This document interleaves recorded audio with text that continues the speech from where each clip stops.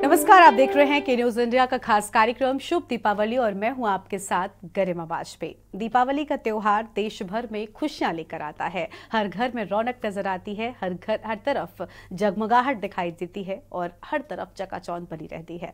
लेकिन इस बार दीपावली के पर्व पर आपकी दीपावली, आपका जीवन कैसे रोशन होगा, ये जानने के लिए हमारे साथ में आज इस कार्यक्रम में हमारी खास मेहमान डॉक्टर स्वाति सक्सेना जी आई हैं।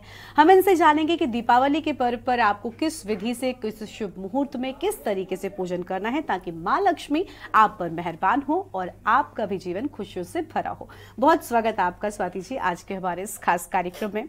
दीपावली का एक ऐसा पर्व है जिसका इंतजार हमेशा ही लोग करते हैं कि ये पर्व कब आएगा, क्योंकि ये रौनक लेकर आता है, खुशियां लेकर आता है, चारों तरफ आपको उजाला और रोशनी दिखाई देती है।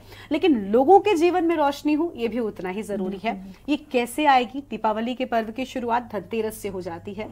हम एक एक कर 5 दिनों के शुभ मुहूर्त और पूजन विधि के बारे में बात करते हैं। सबसे पहले सवाल ये कि धनतेरस के पर्व को किस शुभ मुहूर्त में खरीदारी करें और जो पूजन होता है धनतेरस का, दीपक जलाया जाता है, वो किस शुभ मुहूर्त में जलाएं? धनतेरस का पर्व 29 अक्टूबर को प्राप्त होगा। 10 बजे से त्रयोदशी तिथि प्राप्त हो जाएगी और प्रदोष व्याप्तनी त्रयोदशी तिथि 29 को है, इसलिए 29 को हम ये पर्व मनाएंगे।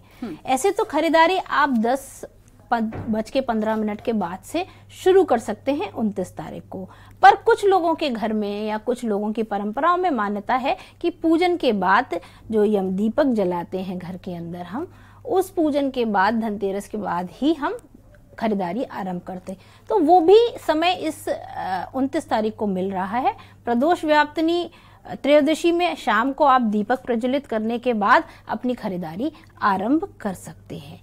वैसे पूरे दिन 29 तारीख को और 30 तारीख को दोपहर तक खरीदारी करने का श्रेष्ठ समय है। यानी धनतेरस के दिन किस तरीके से आपको चीजें करनी है वो हमने देखा। उसके बाद छोटी दीपावली का पर्व होता है, नरक चौदस जिसे कहते हैं। इस दिन का मुहूर्त शुभ क्या है और कैसे इसको मनाना है? इस छोटी दीपावली को हमको 5 जगह दीप प्रज्वलित करने हैं।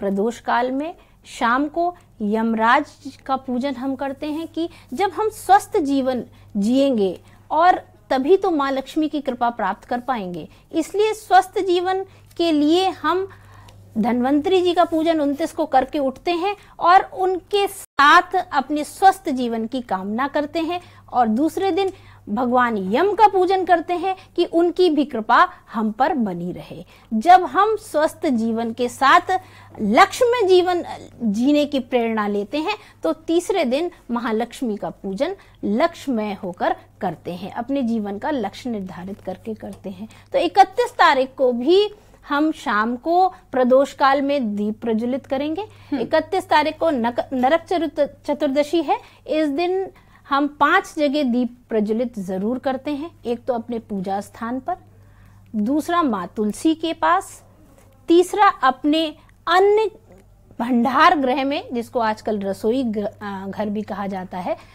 पहले के जमाने में तो भंडार गृह अलग होते थे और रसोई गृह अलग होते थे, पर आज आप अपने रसोई घर में भी दीप प्रज्वलित करेंगे। एक चौमुखी दीपक नरक चतुर्दशी वाले दिन यानी कि 30 अक्टूबर वाले दिन आप अपनी चौखट पर प्रज्वलित करेंगे और एक दीपक, यम का दीपक, दक्षिण दिशा में प्रज्वलित करेंगे। कुछ घरों में परंपरा है कि दक्षिण दिशा की जगह जहां से गंदगी का निकास होता है वहां पर ये दीप प्रज्वलित किया जाता है। तो इस तरह से अपने पूजा स्थल पर, माँ तुलसी के आगे, रसोई घर में, अपनी चौखट पर और दक्षिण दिशा या गंदगी के निकास स्थान पर दीप प्रज्वलित करते हैं। और दीप प्रज्वलित करते समय विशेष रूप से उसके नीचे खीले या कुछ खाद्य पदार्थ, अनाज कुछ जरूर रखना चाहिए। ऐसे दीप प्रज्वलित नहीं करना चाहिए छोटी दीपावली से ही। बिल्कुल। अब बात आती है दीपावली के पर्व की। हम चाहते हैं कि पूरे दिन का जो रूटीन लोगों को रखना चाहिए, आप वो बताएं कि दीपावली के दिन जब लोग, खासतौर पर जो घरेलू महिलाएं हैं, इस सुबह उठें तो किस तरीके से अपने दिन की शुरुआत करें और क्या क्या करना है और विशेष रूप से क्या नहीं करना है, ये भी बताएं ताकि उनका ये पर्व जो है वो बेहतर तरीके से मनाए। देखिए, बड़ा जो है एक सिलसिलेवार तरीके से ये पंच पर्व आते हैं। 29 तारीख को हम अपने महालक्ष्मी के पूजन के लिए खरीदारी करते हैं।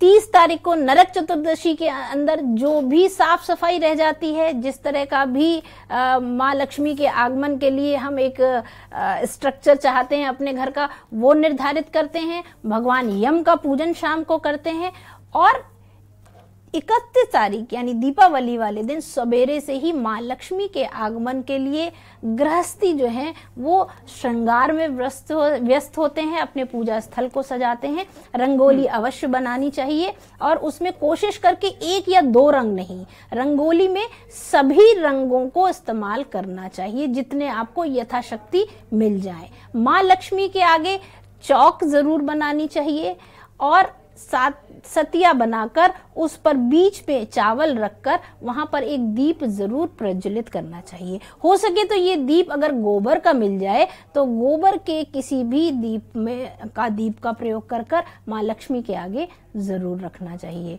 मिष्ठान बनाने चाहिए और बहुत साज सज्जा के साथ, क्योंकि माँ लक्ष्मी को सफाई पसंद है, सुंदरता पसंद है, उसी एक अनुभूति और एक विश्वास के साथ, उनके आगमन का विश्वास रखते हुए एक अनूठे उत्साह के साथ आपको इस पूजन की शुरुआत करनी चाहिए। इस बार क्योंकि भगवान विष्णु का दिन है, इसलिए बृहस्पति देव की कृपा के लिए पीले रंग का प्रयोग साज सज्जा में भी अधिक करना चाहिए। और जो चावल अक्षत आप प्रयोग करें दीप के नीचे रखने के लिए, उनको भी अगर आप पीला कर लेते हैं तो बहुत शुभ रहता है। पीले अक्षत आपको चढ़ाने भी चाहिए, रोली में भी प्रयोग करने चाहिए।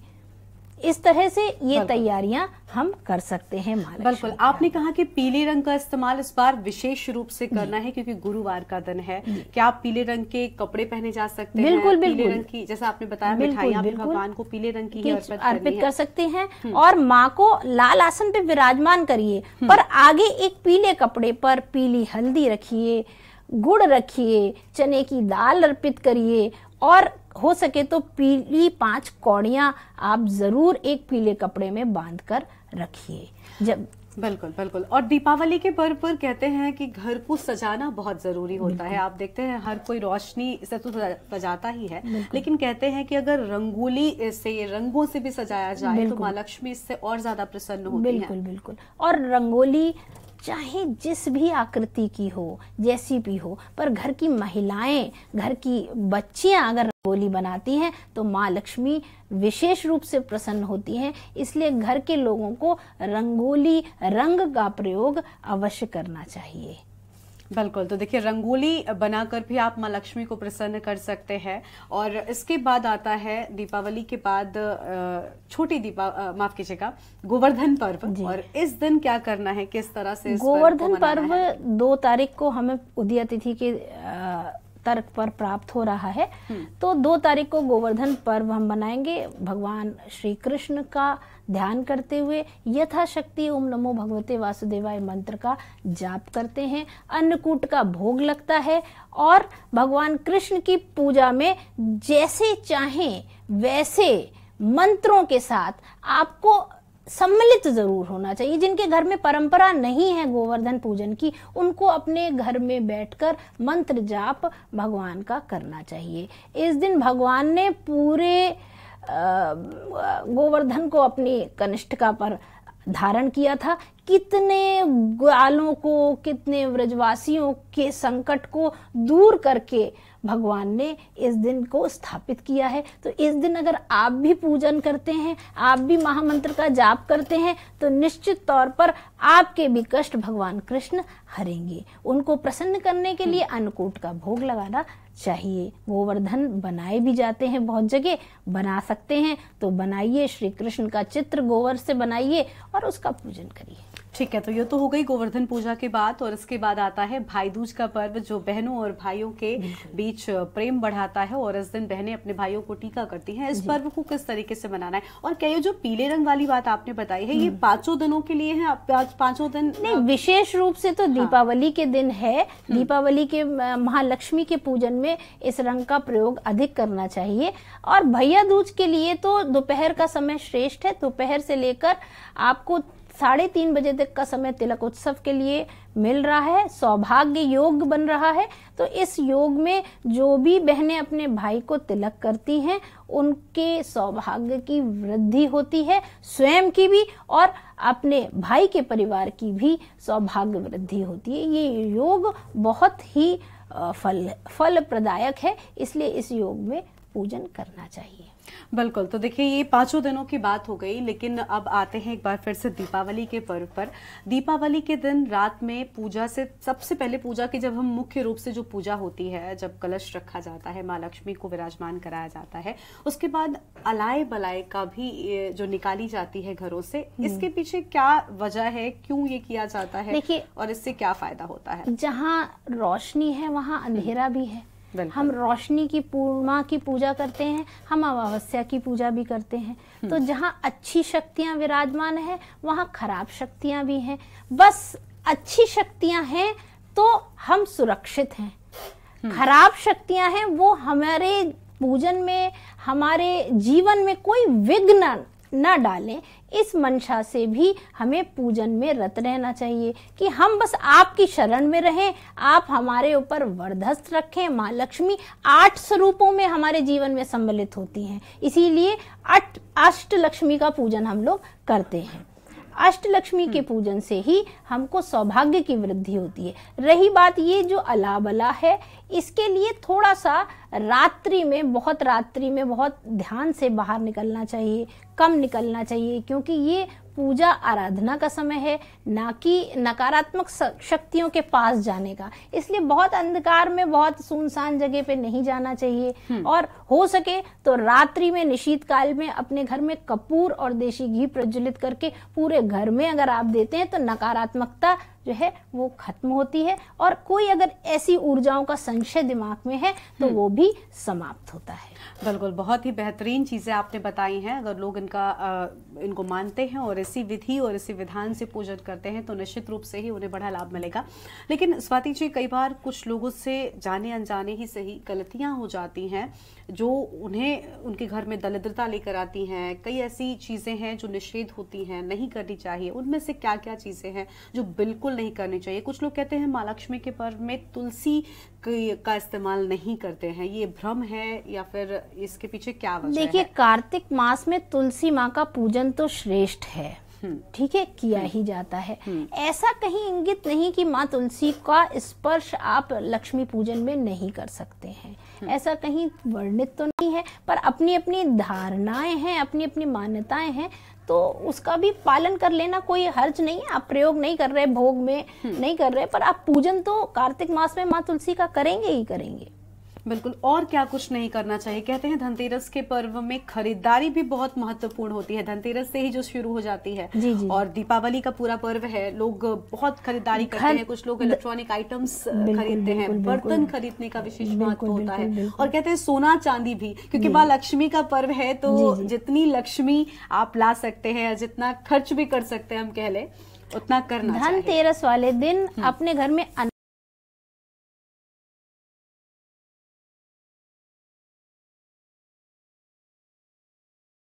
खरीदना चाहिए। भगवान के वस्त्र, जो यंत्र आप अपने घर में स्थापित करना चाहते हैं, उन यंत्रों की खरीदारी धनतेरस को की जाती है। प्रतिमाओं की खरीदारी धनतेरस को की जाती है, उनके वस्त्रों की खरीदारी धनतेरस को की जाती है। और विशेष रूप से कार्तिक मास में एक चुनरी माँ तुलसी के लिए लाल रंग की अवश्य हर परिवार में, हर घर में खरीदनी चाहिए। अगर आपके घर में तुलसी जी विराजमान नहीं है तो माँ तुलसी को भी लाने का श्रेष्ठ समय होगा। उसके बाद पंच धातु, कोई भी धातु का मिश्रित कोई भी कलश है, कोई पात्र है, किसी भी तरह धातु को भी खरीदना चाहिए, क्योंकि धातु एक दीर्घ आयु और एक निरंतरता का प्रतीक होती है। इसलिए अगर धातु आप अपनी राशि के अनुसार भी खरीद रहे हैं तो भी ठीक है। अग्नि तत्वीय राशियां हैं जैसे मेष, सिंह और धनु, इनको स्वर्ण और ताम्र जरूर लाना चाहिए, किसी भी रूप में लाएं। वहीं जल तत्वीय राशियां हैं कर्क, वृश्चिक और मीन, इनको चांदी अवश्य खरीदनी चाहिए। जैसे भी खरीदें, थोड़ी सी खरीदें, पर चांदी खरीदते हैं तो श्रेष्ठ है। अगर नहीं खरीद सकते तो मिट्टी का पात्र भी खरीदना चाहिए। वहीं पृथ्वी तत्वीय राशियां जो हैं वृषभ, कन्या और मकर, मकर, इनको स्वर्ण, पीतल और माटी के पात्र खरीदने चाहिए। वही वायु तत्वीय राशियां जो हैं, इनको अपने वायु तत्व को बैलेंस करने के लिए मिथुन, तुला और कुंभ राशियों को सोना, चांदी या कांसे के तत्व को जरूर अपने साथ जोड़ना चाहिए और खरीद कर लाना चाहिए।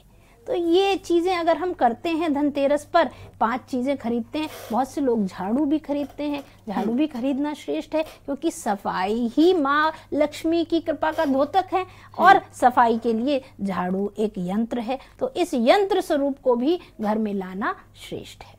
बिल्कुल, यानी कुल मिलाकर देखिए, कहते हैं ना कि लोग ये जानते हैं कि लोगों को धनतेरस के दिन या दीपावली जब से शुरू होती है उस बीच झाड़ू खरीदनी है, लेकिन इसके पीछे क्या वजह है, तर्क क्या है, कई सारे लोग ये नहीं जानते। तो कुल मिलाकर आपको अपने आसपास, अपने घरों में सफाई रखनी है ताकि माँ लक्ष्मी का आगमन आपके भी घर पर हो।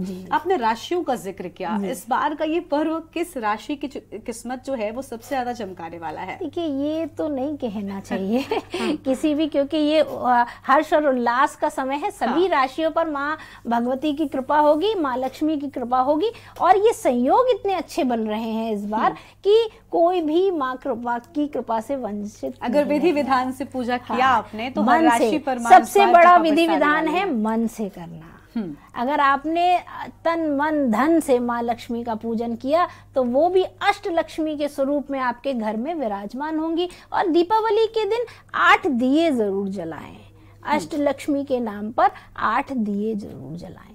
ये दिए आपके जीवन में, आपके चरित्र में और किस तरह से माँ लक्ष्मी आपकी रक्षा करती हैं उसको प्रदर्शित करते हैं। बिल्कुल। अच्छा, दीपक जलाने की भी कहते हैं एक विधि होती है। कुछ दिए होते हैं जो देसी घी के जलाए जाते हैं, जबकि कुछ दिए तेल के प्रज्वलित किए जाते हैं। तो क्या माँ लक्ष्मी को जो उन्हें जला रहे हैं वो किसके होने चाहिए? माँ लक्ष्मी के समक्ष एक घी का दिया और एक तेल का दिया दोनों ही रखे जाते हैं। दूसरी बात, जो भी दिए की श्रृंखला, दीपावली मतलब एक श्रृंखलावत तरीके से जब हम दिए जलाते हैं तो इसमें राइट टू लेफ्ट हमें दिए जलाने चाहिए। इसका भी ध्यान रखना चाहिए। राइट टू लेफ्ट अगर हम दिए जलाते हैं तो ये हम शास्त्रोचित तरीके से और दिशाओं का ध्यान रखते हुए दीप प्रज्वलन कर रहे हैं। तो ये तो छोटी छोटी बारीकियां हैं, छोटे छोटे अस्त्र हैं। अगर हम इनका प्रयोग कर कर अपने चारों तरफ सात्विक वातावरण और पॉजिटिव और ऋणात्मकता को दूर करता हुआ वातावरण बनाते हैं तो इसका प्रयास हर व्यक्ति को करना चाहिए। बिल्कुल, बहुत ही देखिए कितनी खास चीज है ना कि हम कई बार हमें पता भी नहीं होता और बस हम जो दीपक तैयार करके रखते हैं उन्हें जलाना शुरू कर देते हैं, लेकिन उन्हें भी जलाने का एक सही तरीका होता है। ये तो दीपक को लेकर बात हो गई। हम और इस पर विस्तार से बातचीत करेंगे और जानेंगे कि ये जो दीपक जलाए जाते हैं इनकी बाती किस तरह की बनाई जाती है, क्योंकि कहते हैं कि जो गणेश जी हैं या जो भी जैसे भगवान शिव हो गए, भगवान विष्णु हो गए, इनके लिए अलग तरह का दीपक और अलग तरह की बाती बनती है, जबकि जो भी माएँ हमारी देवता हैं, जैसे चाहे माँ पार्वती हो, माँ लक्ष्मी हो, माँ दुर्गा हो, इनके लिए अलग तरह की बाती बनाई जाती है। इस पर विस्तार से करेंगे बातचीत, लेकिन उससे पहले एक छोटे से ब्रेक के लिए यहाँ पर रुकते हैं, कहीं मत जाएगा, जल्द लौटेंगे। ब्रेक के बाद हमारे खास कार्यक्रम में आप सभी का स्वागत है। बात कर रहे हैं शुभ दीपावली को लेकर। ये पर्व आपको कैसे मनाना है, माँ लक्ष्मी को कैसे रिझाना है ताकि आप पर माँ लक्ष्मी की कृपा हो और आपका ये त्योहार, आपका ये साल बेहतर तरीके से गुजरे। हम बात कर रहे थे दीपावली के पर्व को लेकर, दीपक जलाए जाते हैं, लेकिन इस दीपावली के पर्व पर माँ लक्ष्मी के सामने जो दीपक हम प्रज्वलित करेंगे उनकी बाती किस तरह से बनाई जाती है, क्योंकि कहा जाता है कि 2 तरह की बाती बनती है और कुछ लोग चौमुखी दीपक भी जलाते हैं, तो इसका क्या प्रोसीजर होता है? देखिए, बाती तो 2 ही तरह की बनती हैं, एक गोल बाती और एक लंबी बाती।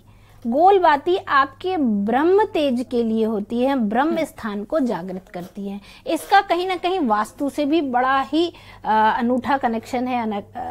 ब्रह्म स्थान को जागृत करने के लिए हम गोल बाती का प्रयोग करते हैं। जब हम अपने पूजा स्थान पर बैठते हैं, कोई अनुष्ठान करते हैं या ईश्वर से आत्मसार होते हैं तो हमको गोल बाती का प्रयोग करना चाहिए। वहीं कोई मनोकामना के लिए, किसी देवी अर्चन के लिए, किसी शुभ मंगलाचरण के लिए जब हम प्रयोग में लाते हैं तो लंबी बाती का प्रयोग करते हैं। लंबी बाती दोहरी करके ही प्रयोग में लानी चाहिए, सिंगल नहीं लानी चाहिए। और जब भी कोई दीप प्रज्वलित करे तो उसके नीचे अक्षत जरूर रखने चाहिए। खाली दीप जो है वो ऊर्जा जो है माँ धरती को प्रदान करता है, और माँ धरती को ऊर्जा ताप देने का ये जो पाप है ये नहीं करना चाहिए। माँ धरती को जो है अक्षत रखिए, उनका पूजन करिए और उसके ऊपर दीपावली रखिए। यही शास्त्रोचित भी है और यही करना भी चाहिए। बिल्कुल, दीपावली के पर्व के दिन कहते हैं माँ लक्ष्मी के पूजन में हर किसी को नए वस्त्र पहनकर पूजा करनी चाहिए। क्या ये बिल्कुल जरूरी है? माँ लक्ष्मी कहीं ना कहीं सफाई की, स्वच्छता की, सुंदरता की प्रतिमा है, मूर्त है। तो जिसकी हम उपासना करते हैं उसको प्रसन्न करने के लिए वो सब करते हैं जो उन्हें पसंद होता है। तो स्वच्छ, साफ, नए कपड़े, पूजा में भी कोई पुरानी चीज का प्रयोग नहीं करना चाहिए। कई जगह देखा गया कि बंधनवार बनाते हैं और वो ही साफ करके पुरानी लगा। आप आम के पत्र की बंधनवार बनाइए, पर नई बंधनवार लेकर आइए, नए रंगों से रंगोली लगाइए, और अक्षत या पूजा की जितनी भी सामग्री है वो कितनी भी घर में रखी हो, पर नई सामग्री लाकर ही पूजन करना श्रेष्ठ है। बिल्कुल, देखिए कई बार ऐसा होता है कि लोग घर से ही चीज़ें या फिर रखी रहती हैं उन चीज़ों का ही इस्तेमाल कर लेते हैं, लेकिन अगर आप संभव है और सक्षम है तो ज़रूर नए वस्त्र पहनिए और नई चीज़ें लाकर माँ लक्ष्मी की पूजा करिए, ताकि माँ लक्ष्मी भी आप पर प्रसन्न हो। दीपावली के पर्व के दिन या उस रात को ही ये भी महत्वता है कि देर रात भी कुछ विशेष पूजाएं होती हैं। ये क्या निशीत काल में जो भी माँ लक्ष्मी का पूजन हम करते हैं वो तंत्रोपासना भी करते हैं। बहुत से लोग अपने मंत्रों की सिद्धि करते हैं। बहुत से लोग अपनी सुख समृद्धि के लिए भी माँ लक्ष्मी के आगे जो है बैठकर उनके मंत्रों का जप करते हैं। श्री सूक्त का पाठ करते हैं, श्री यंत्र का पूजन होता है इसी दिन। तो ये सब सिद्धियों के लिए भी ये निशीत काल बहुत ही लाभकारी है और इसका प्रयोग लोग करते हैं। इसकी सिद्धि से आप अपने घर में यंत्र कोई भी स्थापित कर रहे हैं तो उसका पूजन जरूर निशीत काल में करिए, पूजन करिए। और मंत्र जो आपको जागृत करना है वो मंत्र का पूजन आप इस समय करिए। एक दीपक भी प्रज्वलित लोग रात भर करते हैं, उसके लिए थोड़ा सा अगर ये ध्यान रखें कि दीप प्रज्वलित के समय हो सके तो जागृत अवस्था में मंत्र जाप अगर कहीं आपने कर लिया तो वो श्रेष्ठ योग का निर्माण करता है और समस्त रूप से माँ की कृपा प्राप्त होती है, क्योंकि माँ लक्ष्मी पधारती है साक्षात उस दिन। बिल्कुल, देखिए माँ लक्ष्मी पधार तो रही हैं, लेकिन माँ लक्ष्मी को रोकना कैसे है ये आप पर निर्भर करता है, किस तरीके से उनकी पूजा करनी है। क्योंकि सोशल मीडिया का ज़माना है, सोशल मीडिया का दौर है, हर कोई कुछ सही जानकारियाँ भी वहाँ पर हमें मिलती हैं, जबकि कुछ भ्रमित कर देने वाली चीज़ें भी निकल कर सामने आती हैं। मुझे याद है मैंने एक रिपोर्ट देखी जिसमें कुछ लोगों का ये कहना था कि दीपावली के दिन माँ लक्ष्मी की आरती नहीं करनी चाहिए। हाँ जी, ये बड़ा ये भला कैसे हो सकता है? खुद मेरे मन में भी कई सारे सवाल आए कि माँ लक्ष्मी का इतना बड़ा पूजन, देश दुनिया इस त्योहार को इतनी भव्यता के साथ मनाता है, आरती के बिना भला पूजन कैसे पूरा होगा? और कहते हैं कि क्योंकि लक्ष्मी चलायमान है, चंचल है, इसलिए आरती करने के बाद वो चली जाती है। तो पूजा तो करिए लेकिन आरती मत करिए। क्या ये वाकई सच है? ये तो सबसे बड़ा भ्रम है। ये तो मतलब इतना बड़ा भ्रम है। माँ लक्ष्मी की आरती या किसी की भी देव अनुष्ठानों में आरती ना करना, आरती करने का मतलब क्या लिया आपने कि आपकी आरती कर दी गई, आप जाएं तो यानी कि आपके घर में कोई मेहमान आए तो अगर आपको उसको विदा करना हो तो सबसे पहले उसके सामने आरती करिए कि आप जाइए। आरती का अर्थ ये है कि हम भगवान की प्रतिमा को की अलाएं बलाएं हम लेते हैं, उनकी सुंदरता, उनके विराजमान होने की कृतज्ञता अर्पित करते हैं कि माँ आप बड़ी कृपालु है, आप यहाँ विराजमान है, आपने तो मुझे ये दिया है, ये यश दिया है, ये दिया है, अब मेरी ये मनोकामना भी पूर्ण कर दीजिए। अग्निदेव को साक्षी मानकर हम अपनी सारी मनोकामना माँ के समक्ष रखते हैं और इसी को आरती कहते हैं। हमारे जो कृष्ण उपासना की बात करें तो हम लोग तो ठाकुर जी के चेहरे को देखकर उनकी बलाएं लेते हुए कि उनको नजर न लगे, इस भाव से आरती करते हैं। तो ये तो भाव प्रधान है, पर आरती कहीं भी कहीं ना जाने का धोतक नहीं है। आरती तो करके और विराजमान, अरे ये मेरे इतने गुण गा रहा है, ये मेरे लिए इतना व्याकुल है, मैं इसको छोड़कर कैसे जाऊं। और उसमें अग्निदेव को प्रवेश करा देते हैं तो ये तो यज्ञ स्वरूप हो जाता है। आरती तो छोटा सा यज्ञ है जो आप अपने देवी देवताओं के सामने करते हैं। तो देखिए, दीपावली के दिन आपको माँ लक्ष्मी का विधि विधान से पूजन भी करना है और इसके साथ ही माँ लक्ष्मी की आरती भी करनी है, ताकि इस दिन माँ लक्ष्मी की कृपा आप पर जरूर हो, आपके परिवार में खुशहाली आए और बहुत सारे भ्रम आज दूर किए हैं स्वाति जी ने और बहुत अहम जानकारियां भी साझा की है। बहुत शुक्रिया आपका भी हमारे इस खास कार्यक्रम में आने के लिए और के न्यूज इंडिया परिवार की ओर से भी आप सभी को शुभ दीपावली।